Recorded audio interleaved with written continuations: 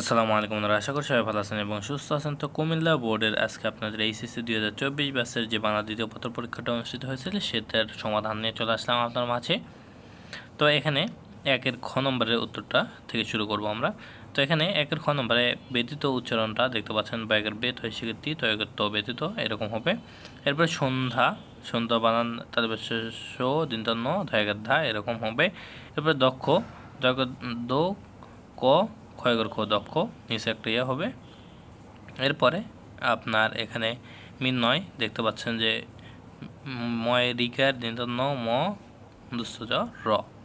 এরপরে সাত আপনার এখানে দেখতে পাচ্ছেন যে এরকম হবে। এরপরে কন্যা কয়েকর ক দিনটা না কন্যা। এরপরে যুগ্ন বর্গ যু গ ময়গর ম।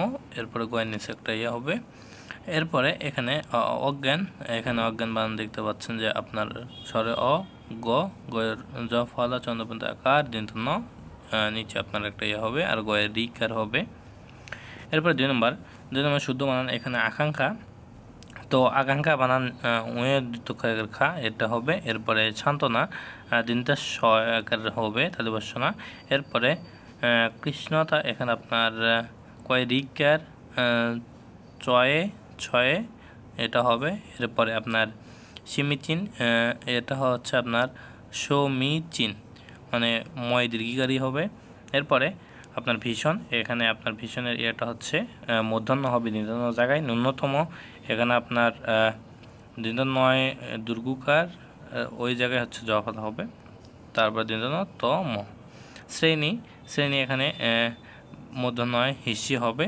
এরপরে টুর্নামেন্ট, টুর্নামেন্ট এখানে আপনার মূর্ধন্যর জায়গায় দিনতন্য হবে। এরপরে এখানে 3 নম্বরে আসি। তো 3 নম্বরে এখানে আপনার খ নম্বরের এখানে উত্তরটা হবে কুটুম, এখানে আপনার এটা হচ্ছে যে বিশেষ্য।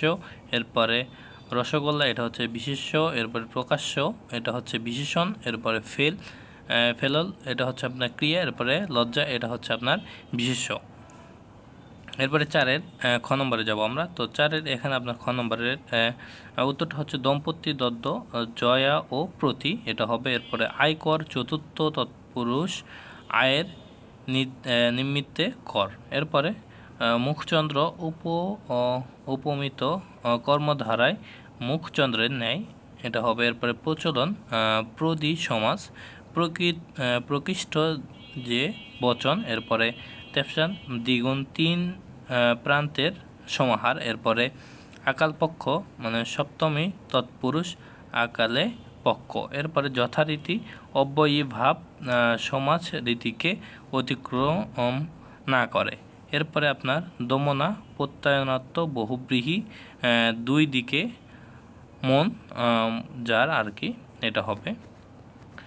এরপরে আসি 5 নম্বর। তো 5 নম্বরে এখানে 1 নম্বরটা হবে তাহার মন কাঠ না হইয়া পারিল না। এরপর 2 নম্বরটা হবে পড়াশোনা করো নইলে ভবিষ্যৎ অন্ধকার। এরপরে 3 নম্বরটা হবে সত্য কথা বলবে মিথ্যাকারীকে সকলে অপছন্দ করে যদিও তার অভ্যাস পেতাম তবুও তার নাগাল পেতাম না। এরপর এটা হচ্ছে চরিত্রহীন লোক পশুর চেয়েও অধম। এরপর এটা হচ্ছে গভর্নমেন্ট কি বাড়িটা রিকুইজিশন করেনি। এরপরে লাস্টেরটা হচ্ছে আপনার হবে আমাদের দেশ কি সুন্দরভাবে এগিয়ে যাচ্ছে। এরপরে আছি 6-এর ক নম্বরে। তো 6-এর এখানে আপনার প্রথমটা হচ্ছে কৃতি বাস বাংলা রামায়ণ লিখেছেন। এরপরে 2 নম্বরটা হবে আপনি সাবান্ত আমন্ত্রিত এটা লেখা।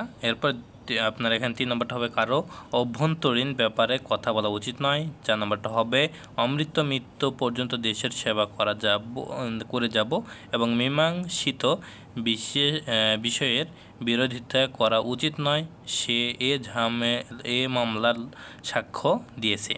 এরপর এটা হচ্ছে আপনার শুধু মাত্র গায়ের জোরে কাজ হয় না, এখানে শুধু দিতে পারেন কিংবা মাত্র গায়ের জোরে কাজ হয় না এটাও লিখতে পারেন। এরপর লাস্টে হচ্ছে এখানে গরুর খাঁটি দুধ পাওয়া যায়। অথবা এখানে আপনার খ নম্বরটা দীর্ঘতম সমুদ্র সৈকত কক্সবাজার অত্যন্ত মুগ্ধকর, আমার বন্ধুরা মিলে সেখানে গিয়েছিলাম। এখানে আপনার যে একটা রয়েছে এরকমভাবে আপনারা লিখে দিলে হবে।